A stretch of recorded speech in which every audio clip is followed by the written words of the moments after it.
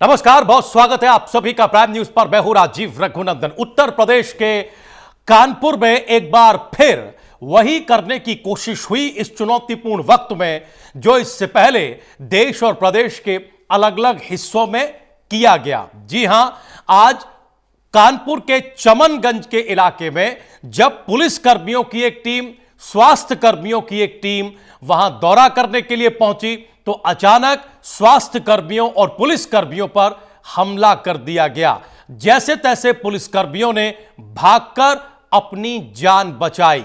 Corona की जांच के लिए यह पूरा जांच दल वहां पर पहुंचा हुआ था। सरकार ने इस घटना का संज्ञान लिया है। मुख्यमंत्री योगी आदित्यनाथ ने इस घटना का खुद संज्ञान लेते हुए कहा है कि इस पर कड़ी से कड़ी कार्रवाई की जाएगी। सवाल यह है कि बार बार अपील के बावजूद इस तरह की घटनाएं क्यों हो रही हैं, यह सोच से परे होता जा रहा है। क्यों हम वो लोग जो हमारे रक्षक हैं, जो इस संकट की घड़ी में हमारा साथ देने के लिए आए हैं, जो जांच करने के लिए, हमें मौत से मुंह के बचाने के लिए जो आते हैं, हम उन पर हमला करते हैं, यह हमें सोचना होगा। और महत्वपूर्ण बात, एमएचए ने आज एक एडवाइजरी, एक गाइडलाइन जारी की है। एमएचए ने यह कहा है कि ऐसे लोग जो देश के अलग अलग हिस्सों में फंसे हैं, चाहे वो मजदूर वर्ग से हों, श्रमिक वर्ग से हों, चाहे वो पर्यटक हों, छात्र हों, श्रद्धालु हों, ऐसे तमाम लोगों को आने जाने की अनुमति मिल गई है। लेकिन बाकायदा इसके लिए कंडीशंस जारी की गई हैं। एक तो एमएचए ने, मिनिस्ट्री ऑफ होम अफेयर्स ने यह कहा है कि ये लोग बसों के जरिए ही आवागमन करेंगे, कर पाएंगे। उन बसों को पहले पूरी तरह से सैनिटाइज किया जाएगा, उसके बाद बाकायदा नोडल अधिकारियों की नियुक्ति करके, यानी जिस राज्य से उन्हें दूसरे राज्य में जाना है वहां दोनों जगह नोडल अधिकारियों की नियुक्ति होगी। पहले जाने से पहले और पहुंचने के बाद दोनों जगह पर स्क्रीनिंग करवाई जाएगी। उसके बाद इन्हें क्वारंटाइन सेंटर में रखा जाएगा, इनकी जांच होगी और इस पूरी कंडीशन, इस पूरे एहतियात के बाद ही पूरे प्रोटोकॉल के तहत, एमएचए ने जो शब्द इस्तेमाल किया, पूरे प्रोटोकॉल के तहत ही एक जगह से दूसरे जगह जाने की अनुमति इन पर्यटकों को, छात्रों को, मजदूरों को, स्वस्थ मजदूरों को, सैलानियों को दी गई है, श्रद्धालुओं को दी गई है। अब हम आते हैं आंकड़े पर। आज आंकड़ा लगातार बढ़ता जा रहा है। दुनिया भर में जो पेशेंट हैं कोरोना पॉजिटिव होने वाले, वो 31 लाख, कल जब हम बात कर रहे थे तो वो 30 लाख के आसपास थे। आज 31,30,000 के पार चले गए हैं। यह पूरी दुनिया की स्थिति है। वहीं दुनिया भर में अगर हम ये देखें कि मौत कितनी हुई है तो 2,17,569 जो मौतें हैं वो पूरी दुनिया में अब तक हुई हैं। इलाज के बाद पूरी दुनिया में 9,37,571 लोग ठीक हुए हैं। यानी जो रफ्तार थी वो रफ्तार एक तरीके से बनी हुई है। अब भारत के परिप्रेक्ष्य में हम देखें, भारत में कोरोना के 31,787 केसेस अब तक रिपोर्ट हो चुके हैं। भारत के संदर्भ में 1,008 लोगों की अब तक कोरोना से मृत्यु हुई है। यह आंकड़ा भी लगातार बढ़ रहा है। इलाज के बाद हमारे देश में, भारत में 7,797 लोग ठीक हुए हैं।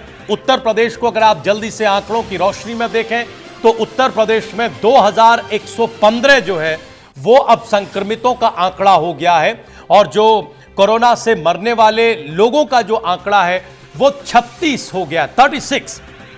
उत्तर प्रदेश में इलाज के बाद 477 लोग ठीक भी हुए हैं। मुख्यमंत्री योगी आदित्यनाथ ने आज टीम 11 के साथ जो बैठक की है उसमें निर्देश दिए हैं अधिकारियों को, खासकर अस्पतालों को, सीएमओज को, कि 52,000 बेड बढ़ाए जाएं।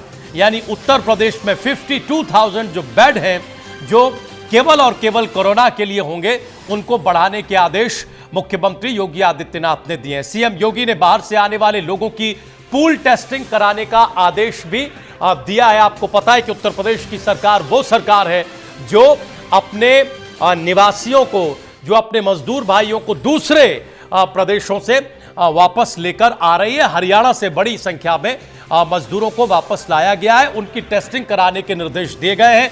सीएम योगी ने अधिकारियों को लॉकडाउन का पालन सख्ती से कराने का आदेश दिया है। जैसा कि हमने आपको बताया कि लॉकडाउन पर गृह मंत्रालय ने नई गाइडलाइन जारी की है। अलग अलग जगहों पर फंसे प्रवासी श्रमिकों को आवाजाही की अनुमति मिली है। आप जानते हैं, पर्यटकों को, छात्रों को, श्रद्धालुओं को, इन तमाम लोगों को यह अनुमति मिली है। और वो कंडीशंस क्या है, ये हमने आपको अभी बताया है। अब हम चलेंगे अपने मेहमानों के पास। कई खास मेहमान आज हमारे साथ जुड़े हुए हैं। आज हमारे साथ बहुत ही सम्मानित वरिष्ठ डॉक्टर विशेषज्ञ श्वेता शर्मा, जो एलर्जी विशेषज्ञ है, डॉक्टर श्वेता, वो हमारे साथ जुड़ी हुई है। डॉक्टर श्वेता, बहुत बहुत स्वागत है आपका एक बार फिर से प्राइम न्यूज पर। हमारे साथ सचिन रावत, कांग्रेस पार्टी के नेता प्रतिनिधि, दिनेश शर्मा जी, बहुत ही सम्मानित वरिष्ठ पत्रकार, अजय शर्मा जी हमारे साथ अब से थोड़ी देर में हमें ज्वाइन करेंगे, सम्मानित विश्लेषक, और दिनेश दुबे जी, नेता प्रवक्ता, भारतीय जनता पार्टी, हमें ज्वाइन कर चुके हैं। आप सभी का बहुत बहुत स्वागत है। डॉक्टर श्वेता के पास हम जाना चाहते हैं, लेकिन आज उत्तर प्रदेश में एक बार फिर से घटना को दोहराने की कोशिश हुई है। ऐसी घटना जिसकी मजम्मत हर एक मंच से की गई, हम उस पर एक बार दिनेश जी की टिप्पणी लेना चाहते हैं। दिनेश शर्मा जी, हम सबसे पहले आपके पास आना चाहते हैं और यह जानना चाहते हैं कि आखिर उत्तर प्रदेश में इस तरह की घटनाएं, जिनमें स्वास्थ्य कर्मियों को निशाना बनाया जा रहा है, जिनमें पुलिस कर्मियों को निशाना बनाया जा रहा है, ये क्यों नहीं थम रही है, क्यों नहीं रुक रही है? आज मुख्यमंत्री ने संज्ञान लिया है, कड़ा मैसेज दिया है कि सख्ती से निपटा जाएगा। पहले भी सरकार ने कड़ा संज्ञान लिया था और कड़ा मैसेज दिया था। फिर हम समझना चाहते हैं कि आखिर अपने रक्षकों को लोग समझ क्यों नहीं पा रहे हैं और इस तरह की वारदातों को अंजाम क्यों दे रहे हैं? सर जी, राजीव जी, ये बहुत दुखद है और राज्य सरकार के जो कोरोना से निपटने के प्रयास हैं, ये उन प्रयासों को धक्का है। दूसरी बात, ये उन कोरोना योद्धाओं के मनोबल को तोड़ती है घटना, जो अपनी जान जोखिम में डालकर उन लोगों की रक्षा के लिए अपने आप को समर्पित कर रहे हैं, जिनके प्राण बचाने सरकार क्या और ये टीम क्या अपना धर्म समझती है। अब जिन्होंने ये ठान लिया है कि हमें तो हमला करना ही करना है, तो आप क्या करेंगे? ये वो कमिटेड लोग हैं जो सुसाइड के लिए बिल्कुल तैयार बैठे हैं। जिन्होंने ऐसा धारणा स्थापित कर ली है, तो उनके मन में क्या चल रहा है, ये कोरोना योद्धा जो हैं, उनको पता नहीं चलता है कि ये क्या करने जा रहे हैं। आज चमनगंज में जो हुआ, कानपुर में, वो अत्यंत दुखद है। और इससे निपटने का अगर सरकार बल प्रयोग करे तब भी बहुत मुश्किल बात है, और अगर बल प्रयोग न करे तो वो अपनी आदतों से बाज आने वाले नहीं है जी। लेकिन आज जो योगी जी ने जो आज डायरेक्शन दिया है, जो आज उन्होंने बहुत स्पष्ट शब्दों में बोला है, गंभीरता से बोला है, मैं समझता हूँ कि प्रशासन अब और अधिक सख्ती बरतेगा। और जहां तक मुझे लग रहा है जी, यही वो घटनाएं हैं कि जिससे उत्तर प्रदेश में खास तौर से और नए हॉटस्पॉट क्रिएट होंगे और लॉकडाउन को बढ़ने से शायद नहीं रोका जा सकेगा। जी, दिनेश शर्मा जी, हमें याद आ रहा है कि संभवतः ऐसी किसी घटना पर एक बार पहले भी हमने आपसे प्रतिक्रिया ली है और हमने ये जानने समझने की कोशिश की है कि आखिर ये कौन सी जहनियत है जो कोरोना योद्धाओं पर इस तरह से हमले करवा रही है, जबकि स्थिति बहुत बहुत साफ है कि कोरोना योद्धा खुद को संकट में डालकर आपको संकट से बचाने के लिए आते हैं। आपसे मतलब वो जिस भी इलाके में जाते हैं। हम समझना ये चाह रहे हैं कि इसके पीछे आखिर क्या साजिश है, क्यों ऐसा हो रहा है कि कोई हफ्ता ऐसा नहीं जा रहा, शायद ही कोई हफ्ता मार्च से लेकर 25 मार्च के बाद अब तक गुजरा हो जिसमें कोई घटना रिपोर्ट नहीं हुई हो, कभी किसी इलाके में तो कभी किसी इलाके में। जहनियत और साजिश कैसे अचानक एक इलाके में 3-4 अलग अलग गलियों से सैकड़ों की तादाद में, 50 और सैकड़ों की संख्या में लोग निकल सकते हैं? हमको तो ताज्जुब हो रहा है। ये बगैर की रणनीति के तो नहीं हो सकता। भाई जाहिर है कि पहले से कोई रणनीति होगी, कुछ लोगों की बात हुई होगी, उन्होंने कहा होगा कि अगर ऐसे टीम आएगी तो ऐसे रिएक्ट करेंगे।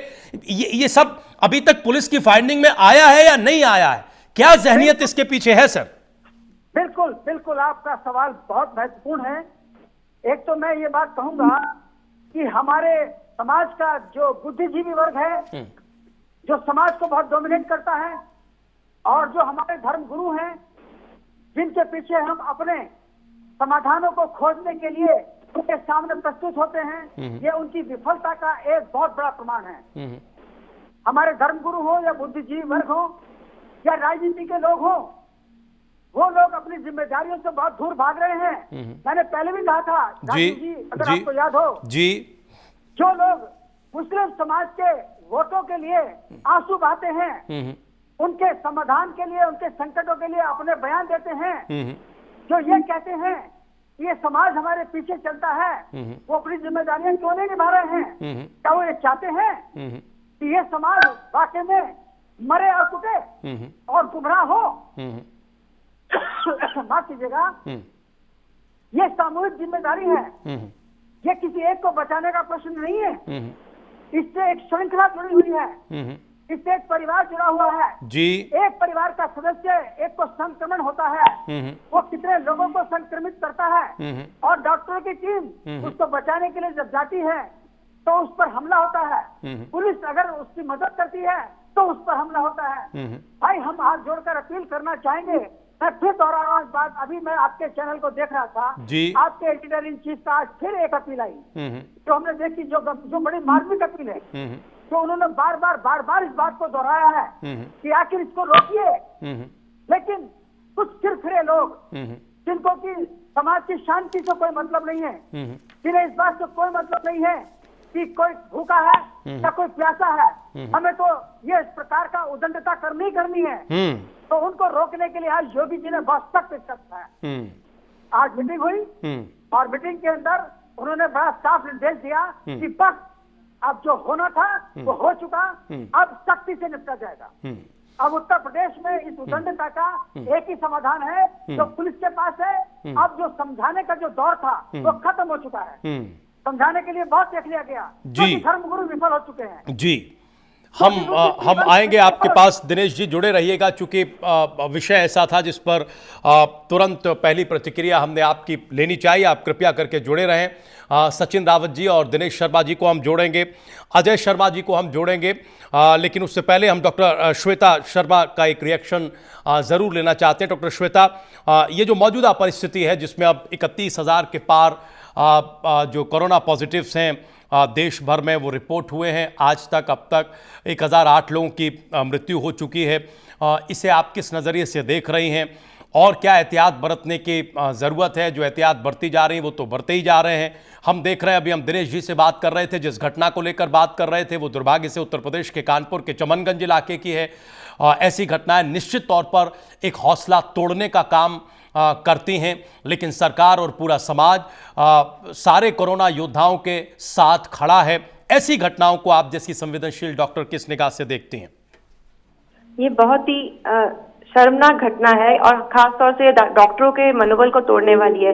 ये एक बेसिकली ये सुसाइडल है, क्योंकि जो बंदा जो डॉक्टरों को मार रहा है या किसी पुलिसकर्मी को मार रहा है वो बेसिकली अपनी जिस डाली पे बैठा है उसी को ही काट रहा है जी। और ये बेसिकली उनके जाहिल पने को ज्यादा दिखाती है, क्योंकि अगर मैं सोचती हूँ कि हमें इसके लिए रोकने के लिए हमें इसकी जरूरत तो है ही है कि हम इसको रोकें, लेकिन साथ में इनके बाद में ये इनके स्कूल्स पे जो धार्मिक शिक्षण संस्थान है उसमें ये बहुत जरूरी है कि साइंस पढ़ाई जाए, ताकि ये बड़े होके जो इस तरह की हरकतें ना करें।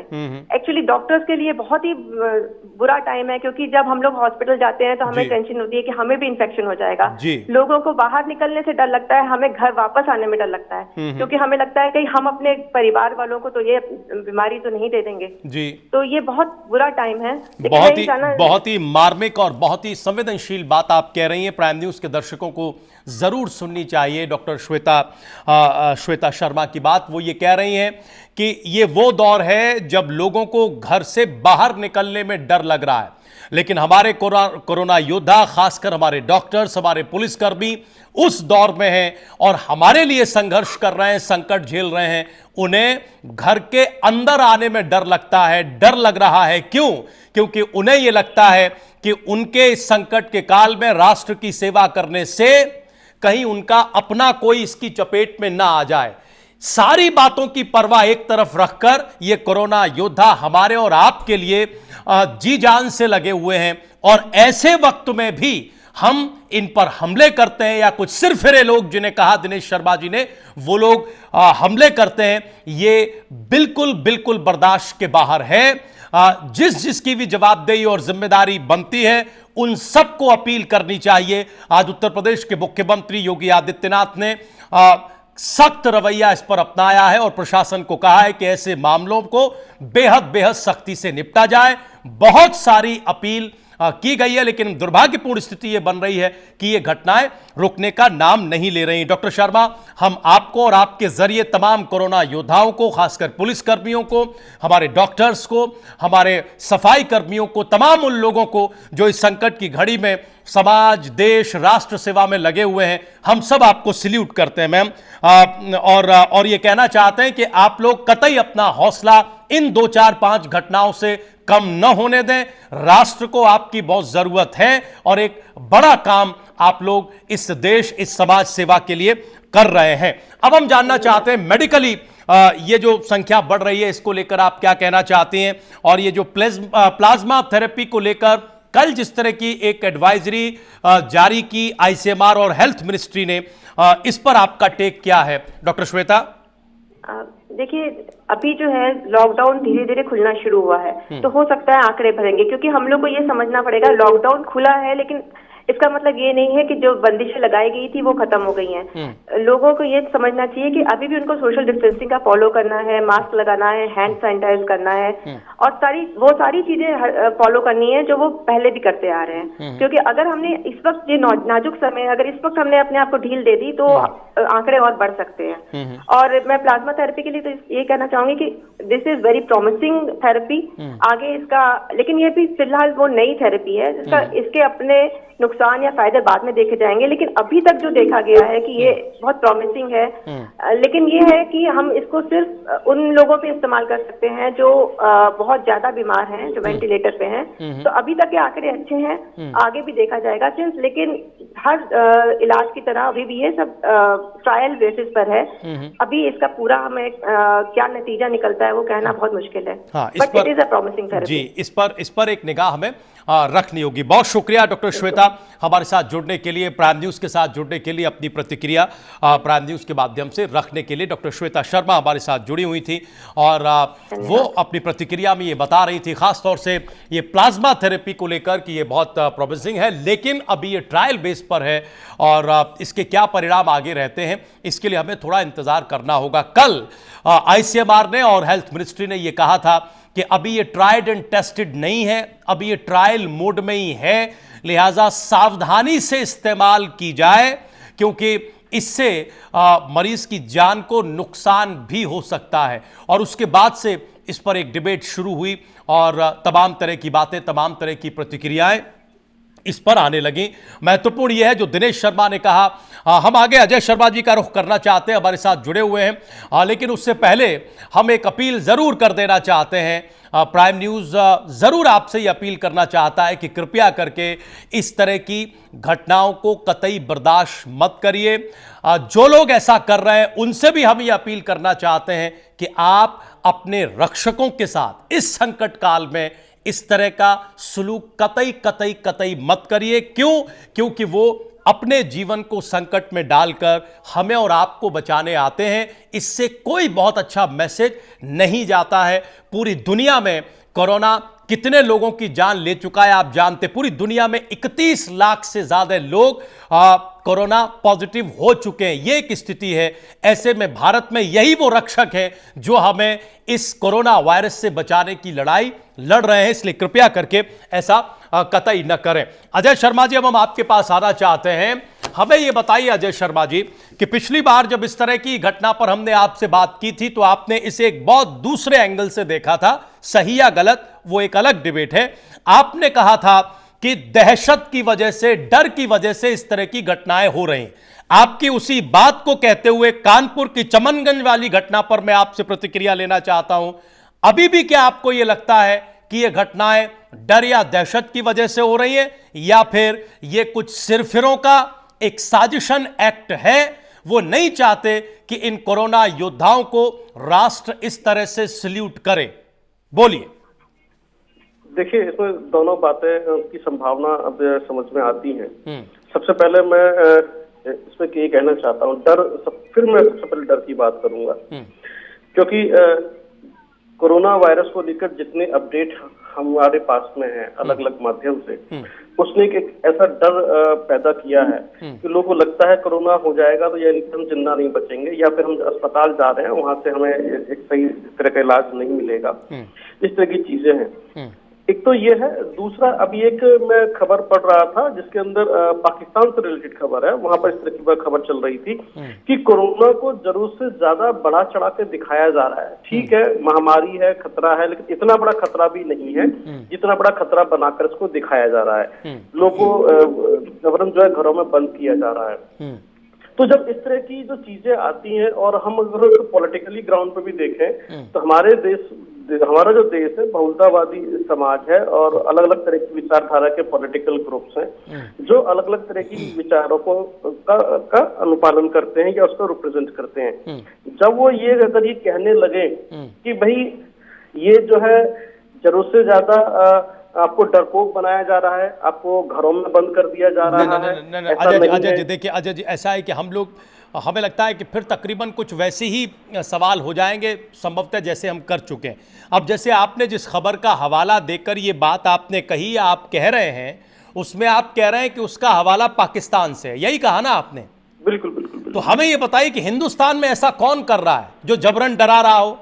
हमें ये बताइए कि हिंदुस्तान में कौन किसको डरपोक बना रहा है? सर मैं उसी पर आ रहा हूँ। हाँ जी, हाँ, कि हम जो है इंटरनेट के माध्यम से बहुत सारी खबरों को पढ़ते हैं, जानते हैं, समझते हैं, और मैसेजेस बहुत तेजी से स्प्रेड होते हैं सोशल मीडिया के माध्यम से भी। तो जब इस तरह के मैसेजेस स्प्रेड होने शुरू हो जाते हैं कि जबरन आपके अंदर एक डर पैदा किया जा रहा है। दूसरा, कोविड-19 को लेकर एक जो जिस तरह से भ्रम की स्थिति पैदा है और फैली हुई है, और जो जागरूकता नहीं है लोगों के अंदर, और हम जिन लोगों की हम बात कर रहे हैं जो मलिन बस्तियों में रहते हैं या झुग्गी झोपड़ियों में रहते हैं या फिर ऐसी बस्तियों में रहते हैं जो अनियोजित तरीके से डेवलप हुई हैं, जहाँ एक घर में 6-6, 8-8 लोग रहते हैं, जिनकी दीवारें तक आपस में चिपकी हुई हैं, जो तंग गलियों में रहते हैं, बाहर आके बैठते हैं। ऐसे जो लोगों को वहाँ जिनका एजुकेशन कम है या फिर उनकी मजबूरियां हैं, उनको समझाना बहुत मुश्किल होता है। और ऐसे समय में जब कोरोना वॉरियर्स वहां पहुंचते हैं तो उनके अंदर पहले से माइंडसेट होता है कि यानी कि यदि हम चले गए तो हमारे साथ कुछ गलत हो जाएगा और हमारी जो है जिंदगी को खतरा हो जाएगा।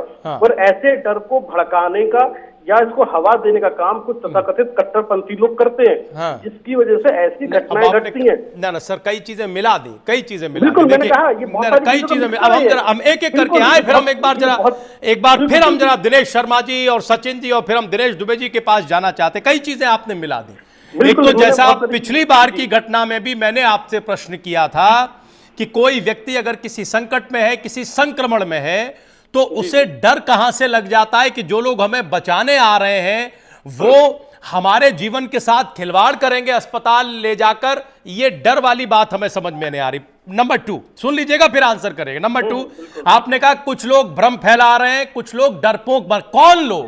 भारत में ऐसा कौन लोग कर रहे हैं, जबकि पूरी दुनिया के आंकड़े आपके सामने, पूरी दुनिया और देश के सामने हैं कि 31 लाख से ज्यादा संक्रमित हो चुके हैं। जो वर्ल्ड पावर है, सुनिए सर, सुनिए हमारा प्रश्न सुन लीजिए, प्रश्न सुनिए, उत्तर आप ही दीजिएगा, आप पर ही जवाब देइए उसको आंसर करने की। अमेरिका जो सुपर पावर, वर्ल्ड पावर, न जाने कितनी कितनी बातों और शब्दों से नवाजा जाता था, उसके यहां 10 लाख से ज्यादा कोरोना पॉजिटिव हो गए। और जो कल की रिपोर्ट थी, आज की पता नहीं, कल तक 57,000 से ज्यादा लोग अमेरिका में जान गंवा चुके थे कोरोना वायरस की वजह से। तो ये जो डर की थ्योरी है, ये कहां एग्जिस्ट कर रही है? अजय शर्मा जी, हमको तो ये पता नहीं है, फिर भी पता नहीं क्यों ऐसा लग रहा है कि आप उन लोगों की साइड ले रहे हैं या नहीं ले रहे हैं, ये भी हमें सही से बताइए। ये स्थिति साफ करिए ना। कभी ऐसा होता है कि बचाने वाले को हम डर की दृष्टि से देखने लगे? बोलिए। नहीं, मैं उनकी साइड नहीं ले रहा हूं, मैं उनकी अज्ञानता की बात कर रहा हूं, मैं उनकी बेवकूफियों की बात कर रहा हूं कि जिनको इसकी जानकारी नहीं है और उनकी जानकारी के अभाव की वजह से डर उनके अंदर बैठा हुआ है। और जो मैंने कट्टरपंथी शब्द का इस्तेमाल किया है कि कुछ लोगों ने डर बैठा दिया है, उस डर को दूर करना पड़ेगा, निकालना पड़ेगा। और जो जानकारी की या आंकड़ों की हम बात कर रहे हैं, वो आंकड़े जो है किस तरह के लोग पढ़ रहे हैं, वो मिडिल क्लास फैमिली से लोग हैं, जॉब में उस तरह के लोग हैं जो कम से कम ग्रेजुएट तो है ही, जो मोबाइल पे या टीवी पे पूरे दिन बैठ के देखते हैं, लेकिन जो इनके पास में जानकारी है वो अलग अलग माध्यमों से आती है, माउथ स्पीक के द्वारा आगे बढ़ती है, जैसा वो ट्रेवल होती चली जाती है और एक वो इतनी बदल जाती है वहां पहुंचते पहुंचते, और एक रूमर फैल जाती है और वो डर जो है इस तरह से आता है। और जब कोरोना वॉरियर्स वहां पहुंचते हैं, किसी भी, चाहे वो स्वास्थ्य कर्मी हो या पुलिस कर्मचारी हो, उनके ऊपर वो जो है अटैक कर देते हैं। तो इतनी सारी चीजें मिक्स हो गई हैं, मिक्स होकर एक ऐसे इस तरह हमें वो एक प्रतिक्रिया के रूप में देखने के लिए मिल रही है। अच्छा। तो हमें उनको समझाना पड़ेगा कि ये अपने हित के लिए है। ओ सर, इससे बड़ी बात क्या हो ना देखिए अजय जी, आप जो बात कह रहे हैं सम एक्सटेंट वो सच भी हो या सही भी हो, हमें नहीं पता, मुझे नहीं लगता, फिर भी इससे बड़ी बात क्या हो सकती है कि आप किसी भी परिस्थिति में डर रहे हो, लेकिन कुछ रक्षक, कुछ योद्धा आपको बचाने के लिए आ रहे हो, है ना, आप उन पर ही अटैक कर दें और वो घटनाएं रुके ना। हमें नहीं लगता कि ये बगैर किसी जहनियत या बगैर किसी साजिश के हो सकता हो। फिर भी आपने जो कहा उस पर हम दिनेश जी की टिप्पणी ले लें। आपने जो राजीव जी, मैं कहना चाहता हूं, आपने जो शब्द किया साजिश की जहनियत की वजह से हो सकती है, उसको मैंने कट्टरपंथी नाम दिया है। कुछ कट्टरपंथी ऐसे समुदाय है, संगठन है, लोग हैं जिस तरीके से फैला रहे हैं। कमाल है। नहीं, अब देखिए ना, अब उसमें भी कंट्राडिक्शन है। देखिए, फिर हम और आप ही संवाद करते रह जाएंगे, तमाम सम्मानित मेहमान जुड़े हुए, हमको ही नहीं समझ में आ रहा है कि कट्टरपंथी की बात इतनी असर कर जाती है और जो तमाम इंफॉर्मेशन लगातार television, news channel, social media और भी तमाम प्लेटफॉर्म से आ रही है, वो उन पर असर नहीं करती है। कैसा तर्क है अजय जी? कट्टरपंथियों की बात इतनी असर कर जाती है कि वो पत्थर उठा के फेंकने लगते हैं, वो टारगेट करने लगते हैं, और तमाम जगह से जो खबर आ रही है या जो सूचना आ रही है जिससे वो खुद संकट में है, वो उन पर असर नहीं करती। तो बात को समझ में नहीं आ रही है। आपकी बात पर टिप्पणी लेते हैं अजय जी, टिप्पणी लेते हैं, फिर तुरंत आपके पास आएंगे, आप जवाब दीजिएगा। एक बार सचिन जी और दिनेश जी को जोड़ेंगे। दिनेश जी, कुछ बात समझ में आ रही है क्या? कोई वजन लग रहा है क्या? ये भी एक पक्ष हो सकता है जो यहां अजय शर्मा जी रख रहे हैं। दिनेश शर्मा जी,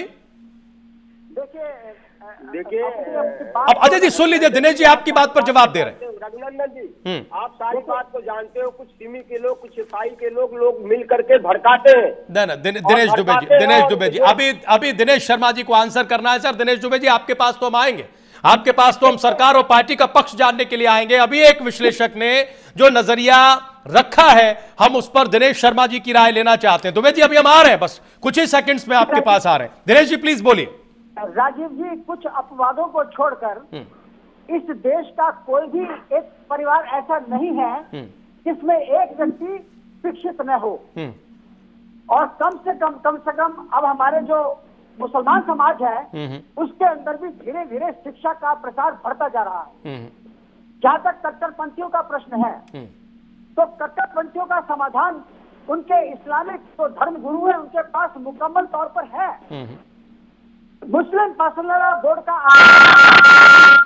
जी, आखिर इस्लामिक धर्म गुरुओं का क्या काम है? आखिर जो मौलाना साहब जो दिल्ली में बैठे हुए थे, उन्होंने पहले कहा कि हमारी मस्जिदों में अगर मौत होती है तो जन्नत मिलती है, तो उन्होंने अपना नजरिया क्यों बदल दिया?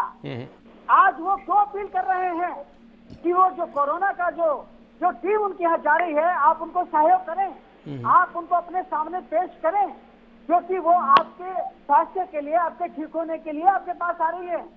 आखिर उन मौलाना साहब को यह अपील क्यों करनी पड़ी? कट्टरपंथी तो वो भी है। आप बिल्कुल इस चीज को एक अलग नजरिए से देखने की कोशिश की जा रही है। इसके अंदर कुछ वो तत्व भी हैं जो इस बात के प्रयास कर रहे हैं कि ये लॉकडाउन जो सफल होता जा रहा है, इसकी सफलता को किसी तरह से ग्रहण लगाया जाए। मैं राजनीतिक बात नहीं करूंगा, लेकिन आपके सामने भी, आपके चैनल पर भी आज डिबेट में कुछ लोग भी ऐसे देखने को मिले जहाँ था कि जिन्होंने लॉकडाउन के ऊपर बड़े बड़े प्रश्न खड़े करने शुरू कर दिए हैं कि साहब लॉकडाउन से क्या होता है? लॉकडाउन का तो कोई समाधान नहीं है। और अगर समाधान नहीं है तो विश्व समुदाय आज भारत की प्रशंसा, भारत सरकार की प्रशंसा क्यों कर रहा है? आप दूसरे राज्य उत्तर प्रदेश सरकार की प्रशंसा क्यों कर रहे हैं? वो इसलिए कर रहे हैं, आज नीतीश कुमार जी उत्तर प्रदेश की तरफ क्यों देख रहे हैं? आप इसको इतनी गंभीरता से लेने की आवश्यकता है। हम ये कहकर कि कट्टरपंथियों का शासन चलेगा, इन लोगों के ऊपर अपनी जिम्मेदारियों से अलग नहीं जा सकते। ठीक है, बहुत छोटी सी टिप्पणी सर, आपके जवाब में बहुत छोटी सी टिप्पणी अजय शर्मा जी की, पर तुरंत हम रावत जी की तरफ रुख करेंगे, दुबे जी को जोड़ेंगे। अजय जी बोलिए। देखिए, दिनेश शर्मा जी की बात से मैं काफी हद तक सहमत हूँ कि कुछ लोग जो है इसको जो है फेल कर देना चाहते हैं लॉकडाउन को, जिसे और जिसके अंदर जो प्रदेश के प्रधानमंत्री ने सोशल डिस्टेंसिंग की अपील की थी, लेकिन सोशल डिस्टेंसिंग की अपील जो है काफी हद तक मैं समझता हूँ सक्सेस भी हुई, लेकिन फेल भी हुई है। मैं दिनेश शर्मा जी को बताना चाहता हूँ कि जो भी मैंने कहा कि अपने हिंदुस्तान में कुछ शहर ऐसे हैं, जो नोएडा है या फिर हम कैलकाटा की बात करें, कैलकाटा में 30% आबादी जो है छोटे छोटे घरों में रहती है, बेंगलुरु में 9% है और चेन्नई में 29% है, और यानी कि देश में लगभग जो है 2613 मलिन बस्तियां हैं, जो 2011 की जनगणना के मुताबिक आंकड़े हैं ये। दिल्ली में 15% झुग्गी झोपड़ियां हैं, नोएडा में भी कमोबेश ऐसी ही स्थिति है। या जब ऐसी स्थिति हो जहां पर छोटे छोटे मकान हो, जिसके अंदर एक कमरे के मकान में 500-600 लोग रहते हो, और वहां पर लोग कमरों की दीवारें या घरों की दीवारें आपस में चिपकी हुई हो। अरे अजय जी, तो झुग्गियों में सर, झुग्गियों में हमलों की खबरें नहीं आई है ना? नहीं, सोशल डिस्टेंसिंग ना झुग्गी, भाई झुग्गी झोपड़ियों में जो लोग रहते हैं इस दुर्भाग्यपूर्ण परिस्थिति में, वहां कोई हमला नहीं हो रहा है। हमला हुआ है मोहल्लों में। भाई जो चमनगंज, कानपुर के चमनगंज का जो इलाका है अजय जी, कानपुर के आप कई विषयों को मिला रहे हैं। देखिए, वहां जो चुनौती है वो एक अलग विषय है, लेकिन ये जो कोरोना योद्धाओं पर हमला हो रहा है अजय शर्मा जी, ये जो कानपुर के चमनगंज का ताजा मामला है, वहां कोई झुग्गी नहीं है, वो मोहल्ला है। वहां कई सारी गलियां हैं। अचानक 50-100 लोग वहां निकल पड़े, पुलिस कर्मियों को भागकर अपनी जान बचानी पड़ी। हमें ये बताइए ना साहब, ये क्या है? मैं दिनेश शर्मा जी के सवाल का जवाब दे रहा था कि कुछ लोग लॉकडाउन को सक्सेसफुल नहीं होने देना चाहते हैं। मैं उनको बता रहा था कि लॉकडाउन जो है हम 70% 60% सक्सेसफुल है, बाकी ऐसी झुग्गी बस्तियों में सक्सेसफुल नहीं हो सकता है। दूसरी बात, जो कानपुर का जो चमन वाला मोहल्ला है, उसके ऊपर मैंने कहा कि वहां पर एक अलग तरह की विचारधारा है और वहां पर एक डर बैठा हुआ है। उनको बताया गया कि बेवजह आपको डराया जा रहा है कोरोना के नाम पर, इतनी डरने की जरूरत नहीं है। इसके लिए कुछ तथाकथित राजनीतिक संगठन भी हो सकते हैं, कुछ कट्टरपंथी लोग भी हो सकते हैं, जिसके बारे में दिनेश शर्मा जी भी कह रहे हैं। कुछ लोग ऐसे लोग हो सकते हैं जो राजनीतिक रोटियां सेकना चाहते हैं, उसको सफल नहीं होने देना चाहते हैं। तो इसके लिए यानी कि हम जो समझ पा रहे हैं कि कोरोना के अंदर भी अभी भी राजनीति हो रही है, यानी कि इसमें एक तरीके से जितने भी पॉलिटिशियन है, अरे सर अजय जी, खूब राजनीति हो, लेकिन कोई भी राजनीति इस तरह के हमलों और पत्थरबाजी और योद्धाओं को चोटिल करने तक तो नहीं जाती है ना, जानी चाहिए। भाई सवाल ये, खूब राजनीति हो, ये तो इस देश का दुर्भाग्य है ही कि ऐसे महत्वपूर्ण विषयों पर, संवेदनशील विषयों पर, ऐसी चुनौतियों पर भी राजनीति हो जाती है, लेकिन कम से कम राजनीति का रास्ता इस तरफ तो न जाए, है ना? और इसमें कोई राजनीतिक दल, भाई ये जो कोरोना योद्धा है, जो कोरोना योद्धा जो हमारे फ्रंट लाइनर है, इसमें तो राजनीतिक दलों के नुमाइंदे नहीं होते हैं। इसमें तो हमारे स्वास्थ्य कर्मी हैं, डॉक्टर्स हैं, सफाई कर्मी हैं, पुलिस कर्मी हैं, इसमें तो राजनीतिक दलों के लोग नहीं है ना सर। अब हम एक बार जरा देखिए, आधा घंटा हो चुका है, मैं रावत जी और दुबे जी के पास जाने दीजिए। हम अगले राउंड में जरूर आपके पास आएंगे और एक स्पष्ट दृष्टि लेने की कोशिश करेंगे इस अपील के साथ कि कई चीजों को मिलाइए मत, मिक्स मत करिए। देखिए, झुग्गी झोपड़ियों का एक अलग विषय है, वहां की जो डेंसिटी है, वहां की जो डेंसिटी, सुनिए ना, वहां की जो डेंसिटी है, वहां की जो समस्या है, वो एक अलग समस्या है, लेकिन वहां भी लोग उनके घरों में जो भी परिस्थिति हो, लॉकडाउन को सपोर्ट कर रहे हैं, मान रहे हैं। कोई घटना ऐसी नहीं आई है जहां वहां हमला हो गया हो। ये घटनाएं उन जगहों पर हो रही हैं जहां बाकायदा मोहल्ले हैं, गलियां हैं, जो दुर्भाग्यपूर्ण स्थिति। एक बार हम रावत जी को लाते हैं, दिनेश दुबे जी के पास जाते हैं, फिर अजय जी, दिनेश शर्मा जी, हम जरूर आपके पास आएंगे। सचिन रावत जी, इस घटना के बारे में क्या कहेंगे? अभी दिनेश जी ने अपनी प्रतिक्रिया में एक बात कही, ऐसे लोग कुछ नहीं कर रहे हैं जो इस तबके को अपना वोट बैंक समझते हैं, वगैरह वगैरह। उन्होंने कहा कोई अपील नहीं हो रही है। क्या आप तैयार हैं अपील करने को? क्या आप मानते हैं कि इस तरह की जो घटनाएं हैं वो दुर्भाग्यपूर्ण है, ये नहीं होनी चाहिए, रुक जानी चाहिए? रावत जी। देखिए राजीव जी, मैं बड़ी देर से सारी चीजों को मैं सुन रहा था और सबसे पहले जो ऐसी घटना हुई है वो बहुत ही दुर्भाग्यपूर्ण है, दुखद है और शर्मनाक है। जिस प्रकार जो कोरोना योद्धा हैं इस समय जो कोविड-19 से जो लड़ रहे हैं, सबसे पहले वो डॉक्टर्स हैं, पुलिस ऑफिसर्स हैं, सफाई कर्मचारी हैं और भी जितने भी प्रशासन के अधिकारी हैं, अगर वो लोग जाते हैं, अगर उनपे इस प्रकार के जो लोग वहां के हैं वो पत्थरबाजी या और प्रकार का उपकरण का प्रयोग करते हैं तो ये बड़ा दुर्भाग्यपूर्ण लगता है, क्योंकि वही सबसे ज्यादा मुस्तैद रहते हैं, वही लड़ रहे हैं। और मैं अपील करता हूं आपके सम्मानित चैनल के माध्यम से कि कोविड-19 से पूरा देश लड़ रहा है और सारे विपक्षी दल सरकार के साथ में खड़े हैं और ऐसे जो भी मामले हैं उनको सरकार को तत्काल संज्ञान लेकर के ऐसे लोगों पे कार्रवाई भी सुनिश्चित करनी चाहिए, क्योंकि हम लोगों का मेन मोटो इस समय कोविड-19 है। यहाँ ना कोई राजनीति की बात है, ना किसी प्रकार के और भी विषयों की बात है। और हम लोग लगातार ये मांग करते हैं कि सरकार जो भी अगर ऐसे जिस प्रकार जमाती वाला भी मैटर आया था या इस प्रकार के और भी जो दृश्य देखे गए, जिस प्रकार मुरादाबाद में देखे गए, तो अगर कोई भी दोषी उसको सरकार चिन्हित करके उसको जेल में डालने का काम करे। लेकिन रावत जी, अभी अजय शर्मा जी ने अपनी टिप्पणी में कहा कि डर और भ्रांति फैलाई जा रही। उन्होंने कहा कि लॉकडाउन को नाकामयाब करने की कुछ कोशिश हो रही, परसेंट उन्होंने कहा 60-70% कामयाब है लेकिन बाकी जगह नाकामयाब है। उन्होंने यह भी कहा इस तरह के हमलों और इस तरह के लोगों के बारे में कि ये कट्टरपंथियों के प्रभाव में है, कट्टरपंथियों के प्रभाव में आकर इस तरह की घटनाओं को अंजाम दिया जा रहा है या दे रहे हैं। उन्होंने यह भी कहा कि इनके भीतर एक डर है कि जरूरत से ज्यादा इन्हें डरा दिया गया है क्या ये सारी बातें? क्या धरातल पर यह परिस्थिति है कि ज्यादा डराया जा रहा है साहब? है क्या ऐसा? बिल्कुल मैं मुरादाबाद की घटना का संज्ञान आपको बताना चाहूंगा कि जिस प्रकार आपने देखा होगा कि मुरादाबाद में जो पुलिसकर्मी थे, जो स्वास्थ्यकर्मी वहां पे गए थे, जो ऊपर से महिलाओं ने जो पत्थरबाजी की थी, वहां उनके परिवार से दो लोग कोरोना पॉजिटिव थे और वो आइसोलेशन में गए हुए थे और उनको भ्रांतियां फैलाई गई थी कि वहां पे अच्छा खाना नहीं मिल रहा है, वहां मारते पीटते हैं, इस प्रकार की भ्रांतियां आई थी। तभी वहां पे मुरादाबाद में उन महिलाओं ने जो और वहां जांच करने गए थे उन पे पत्थरबाजी करने का काम किया। लेकिन कहीं ना कहीं उसके दूसरे दिन वही पुलिसकर्मी और स्वास्थ्यकर्मी जब जाते हैं तो वही मुरादाबाद के अन्य जगहों पर पुलिस पर फूल बरसाए जाते हैं। तो कहीं ना कहीं ऐसी भ्रांतियां हैं समाज में, ऐसी भ्रांतियां फैलाने का काम कर रहे हैं, लेकिन उनको सरकार को चिन्हित करके ऐसे लोगों पे कार्रवाई भी करने का काम करना चाहिए, क्योंकि देश इस समय कोविड-19 से लड़ रहा है। रावत जी, अब हम एक बार दिनेश दुबे जी की तरफ चलते हैं, क्योंकि वो सत्ताधारी पार्टी के प्रतिनिधि हैं, प्रवक्ता हैं।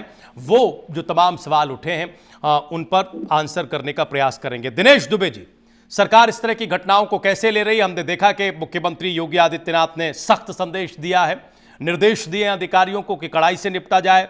लेकिन एक बात जो बार बार निकल रही, जो कॉमन है, दिनेश शर्मा जी भी कह रहे हैं, रावत जी भी कह रहे हैं, अजय जी भी कह रहे हैं कि कुछ लोग इनको मोबिलाइज करते हैं, गलत सूचना देकर अपने प्रभाव में लेते हैं और गलत सूचना या जानकारी के प्रभाव में ये इस तरह का एक्ट करते हैं।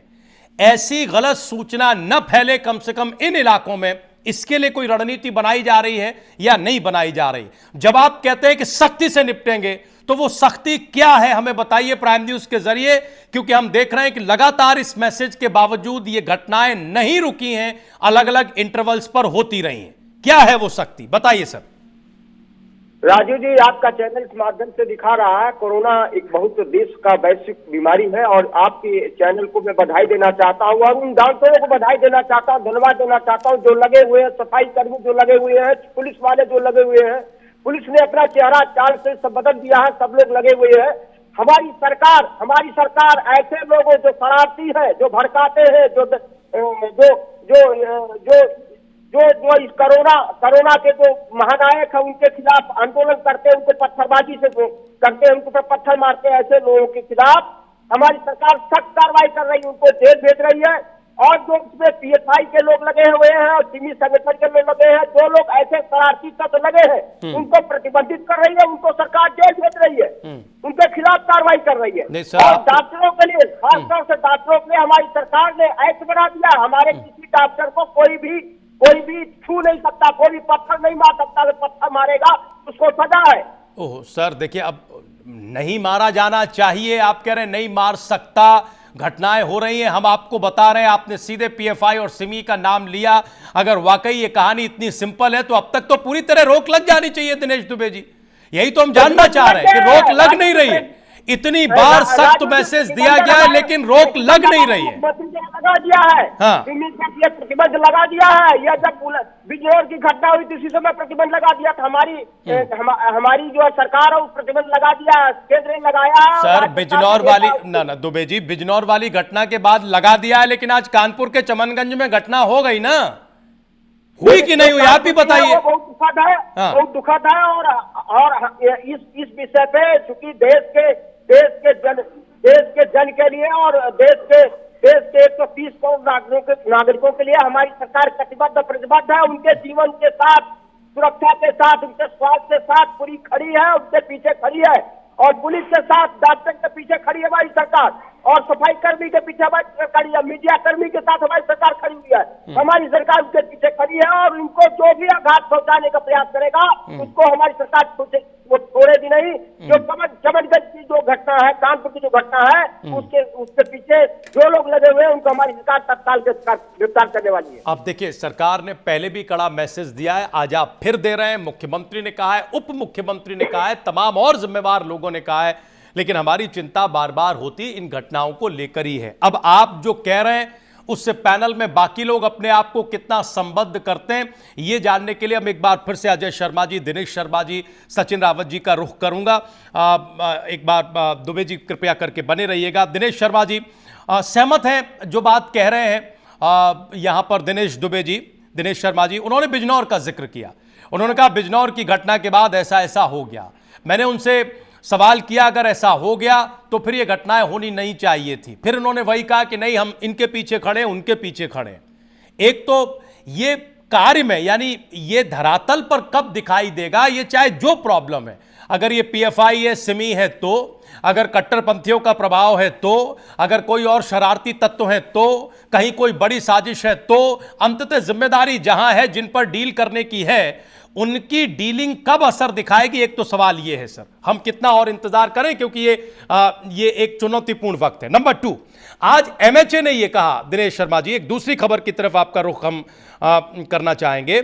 एमएचए ने कहा कि अब हम छात्रों को, स्वस्थ मजदूरों को, सैलानियों को, है ना, श्रद्धालुओं को, इनको हम लाएंगे और इसके लिए बाकायदा कंडीशंस बनाई गई हैं। आपको लगता है कि ये फिजिबल है, ये वर्क करेगा और इससे कोई चुनौती नहीं बढ़ेगी अगर एहतियात का ख्याल रखा गया, या फिर अभी की पोजीशन में दिनेश शर्मा जी ये इम्प्रैक्टिकल है, इसको करने से थोड़ा बचना चाहिए था? इन दोनों मसलों पर अपनी प्रतिक्रिया रखिए।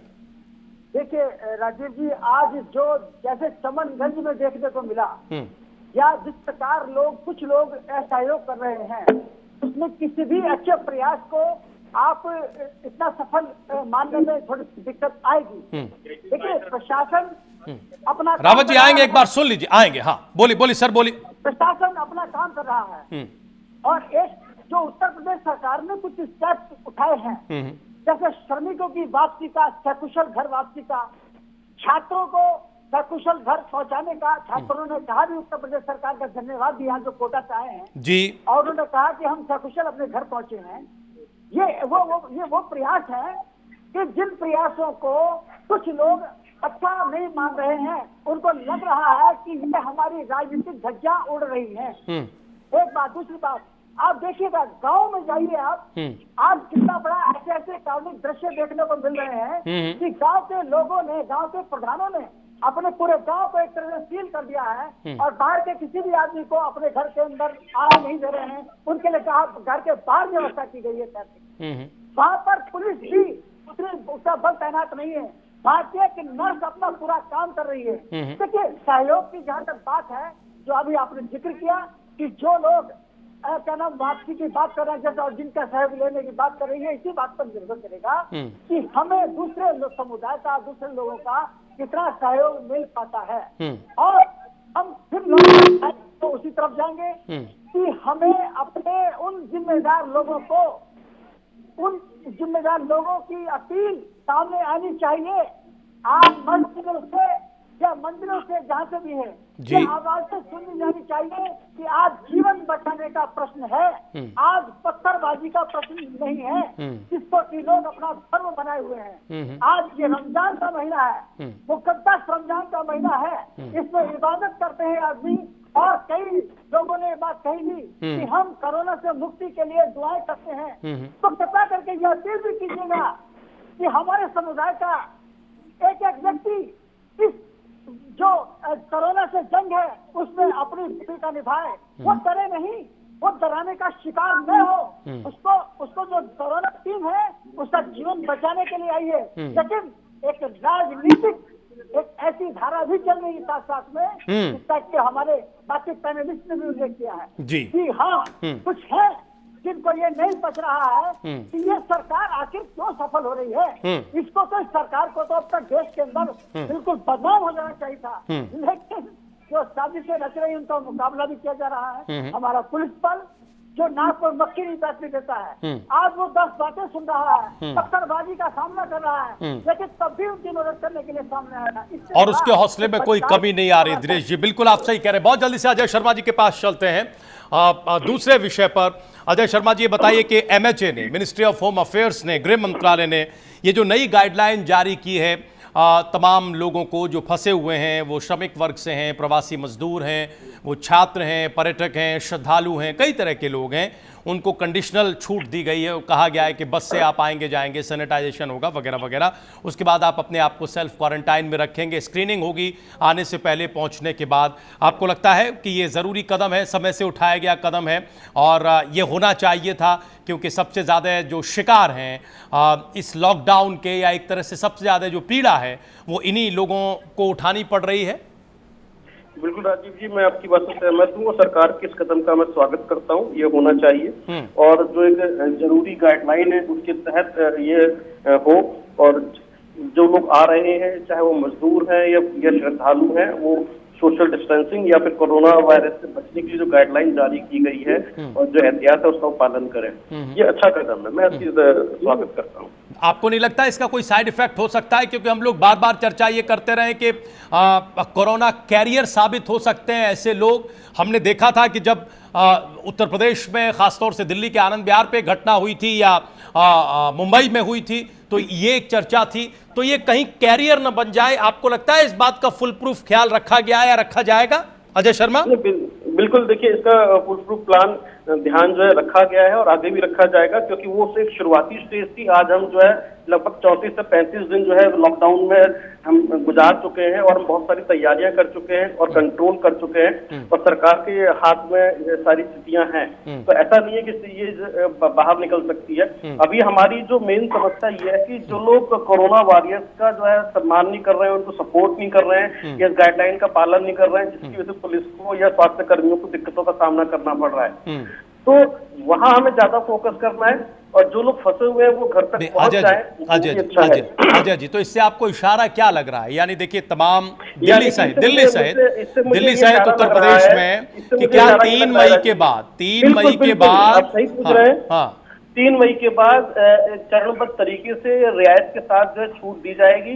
जो रेड जोन है उसको तो प्रतिबंधित रखा जाएगा और जो ऑरेंज जोन है या अलग तरह के जोन है उनको जो है धीरे धीरे छूट दी जानी चाहिए, क्योंकि सरकार की चुनौती है कि अर्थव्यवस्था भी जो है डिस्टर्ब ना हो और जो है जो कोरोना है उस पर भी नियंत्रण रखा जाए। तो इसके लिए सरकार ने कुछ न कुछ प्लानिंग की है, उसी का संकेत है। आप कह रहे हैं एक रणनीतिक प्लानिंग का नतीजा है और ये होना चाहिए, ठीक है। सचिन रावत जी, ये जो MHA का डिसीजन है, MHA की जो एडवाइजरी है, इसे आप कैसे देख रहे हैं? कांग्रेस पार्टी से कैसे देख रहे हैं? देखिए राजीव जी, जहां तक जो पहल है ये तो अच्छी पहल है, क्योंकि जितने भी श्रमिक वर्ग हैं या छात्र या और भी जो तबका है जो बाहर अभी भी फंसा है, अगर सरकार उनको लाने की पहल कर रही है तो ये अच्छा कदम है।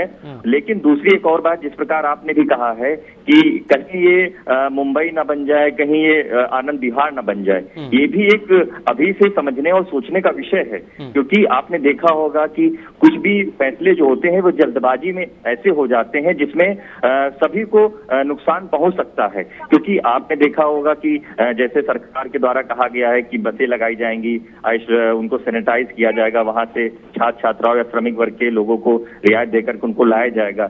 लेकिन मैं एक और चीज कहना चाहूंगा कि स्क्रीनिंग और टेस्टिंग बड़ी जरूरी है। मैं तो यही कहूंगा कि अगर हर बस में जो भी छात्र हैं या श्रमिक वर्ग के लोग आ रहे हैं, गाइडलाइन में देखिए हमने बताया, आपके जरिए हम फिर बता रहे हैं, आपसे बात करते हुए प्राइम न्यूज के दर्शकों को हम फिर बता रहे हैं कि एमएचए ने जो डिसीजन लिया है, जो गाइडलाइन जारी की है, उसके पीछे बहुत सारी एहतियात भी है। जैसे बस के जरिए ही आ जा सकेंगे, अभी तक किसी तरह की ट्रेन का कोई जिक्र नहीं है। दुबे जी आ रहे हैं हम आपके पास। जैसे जिस बस से आएंगे उसको प्रॉपर सैनिटाइज कराया जाएगा। जैसे दोनों तरफ नोडल अधिकारी यानी राज्यों में जहां से ये आवागमन होगा, जिन सेंटर से, वहां नोडल अधिकारियों की नियुक्ति होगी, एमएचए ने ये कहा है। जैसे स्क्रीनिंग बस में बैठने से पहले भी होनी चाहिए, और जहां जो इनका गंतव्य है, जहां ये पहुंचेंगे, वहां भी होनी चाहिए, ये कहा गया है गाइडलाइन में। जैसे ये क्वारंटाइन किए जाएंगे 14 दिनों तक, इन्हें सरकार के शेल्टर होम में या फिर क्वारंटाइन सेंटर्स में या फिर सेल्फ आइसोलेशन में इनको रखा जाएगा। तो ये तमाम एहतियात बरती जा रही, इसमें कोई इफेंट बट नहीं है। सचिन रावत जी, ये गाइडलाइन जारी हुए हैं, बोलिए, प्रोटोकॉल के तहत लाया जाए, ये कहा गया है। मैं आपकी बात में ही जोड़ूंगा कि इनकी प्रॉपर टेस्टिंग भी होनी जरूरी है, क्योंकि टेस्टिंग जब होगी तभी पता चलेगा कि कौन पेशेंट कोरोना पॉजिटिव है, कौन नेगेटिव है। क्योंकि अभी जो बाहर से आ रहे हैं, तो क्योंकि बाहर से जो आया है वो कहीं ना कहीं ज्यादातर पॉजिटिव केसेस आए हुए हैं। क्योंकि टेस्टिंग अगर साथ हो जाएगी, अगर उनका सैंपल साथ लेकर के अगर टेस्टिंग हो जाएगी, तो ये अच्छी चीज होगी। आपका सुझाव ये कि इसमें टेस्टिंग और आप बढ़ाइए, जिससे कि पूरी तरह से पुख्ता हो सके कि फला व्यक्ति जो वहां से लाया गया है वो किसी भी तरीके से कोरोना संक्रमित नहीं है, ये उसका जब टेस्ट हो उससे और ज्यादा पुख्ता हो जाए। दिनेश दुबे जी, आप ये मानते हैं कि इसका सबसे ज्यादा लाभ उत्तर प्रदेश को होगा, क्योंकि उत्तर प्रदेश का ही, चूंकि देश का सबसे बड़ा राज्य है, श्रमिक वर्ग हो, पर्यटक हो, छात्र हो, श्रद्धालु हो, ये अलग अलग जगह फंसे हुए हैं, श्रमिकों को, मजदूर वर्ग को लाने की कोशिश की है। लगता है कि एक बड़ा डिसीजन है। देखिए, बहुत बड़ा डिसीजन है, बहुत बड़ा निर्णय है, जो सराहनीय निर्णय है। और मजदूरों के लिए, जो सैलानी है, जो पर्यटक है, उनके लिए, जो लोग फंसे हुए हैं, उनके लिए, सभी लोगों के लिए हमारी सरकार ने बहुत ही सराहनीय निर्णय लिया है। और जो कि सरकार का पहले से ही मन था, और हमारे मोदी सरकार ने यह तय किया है कि सभी श्रमिक, सभी मजदूर जो जहाँ फंसे उनको सुरक्षित बस द्वारा हम लाएंगे। लेकिन एक सलाह या सचिन रावत जी टेस्टिंग की दे रहे हैं, आपको लगता है कि इस सलाह को माना जाना चाहिए, इस पॉजिटिव बात को शामिल किया जाना चाहिए, उत्तर प्रदेश में किया जाएगा? हाँ, वो टेस्टिंग होगी, टेस्टिंग की बात उनकी मैं मानने के लिए तैयार हूँ। हमारी सरकार ने पहले तय किया, टेस्टिंग मानेगी, टेस्टिंग करेगी, टेस्टिंग करके ही लाएगी। नहीं, अभी तक कोई हमारी जानकारी में ये प्रावधान आया नहीं है, वो ये कह रहे हैं। स्क्रीनिंग की बात तो है दिनेश दुबे जी, स्क्रीनिंग की बात है दिनेश जी। नहीं, जो गाइडलाइन, देखिए, जो गाइडलाइन आई है हम उसके बेस पर कह रहे हैं, स्क्रीनिंग की बात है। लेकिन टेस्टिंग होगी या नहीं होगी अभी तक साफ नहीं है, उस पर क्या टेक है बताइए। यह आपके गाइडलाइन में नहीं आई होगी, लेकिन यह जो पहले से ही ये चल रहा है, उनको भी टेस्टिंग करके ही लाए, बिना टेस्टिंग करके नहीं लाए। चलिए, अगर ये है तो अच्छा है, और नहीं है तो इसे जोड़ा जाना चाहिए। बहुत शुक्रिया, बहुत धन्यवाद आप सभी मेहमानों का आज की डिबेट में आने के लिए। टेस्टिंग होकर के ही आएंगे। अच्छी बात, अगर ऐसा है तो बहुत अच्छी बात है, ये स्वागत योग्य कदम है, ये होना चाहिए, क्योंकि इससे और ज्यादा पुख्ता एक स्थिति बन जाती है। बहुत शुक्रिया आप सभी मेहमानों का आज की डिबेट में आने के लिए, प्राइम एजेंडा में हिस्सा लेने के लिए। आज के लिए बस इतना ही, आप लोग कहीं जाइएगा नहीं, प्राइम न्यूज पर खबरें जारी हैं।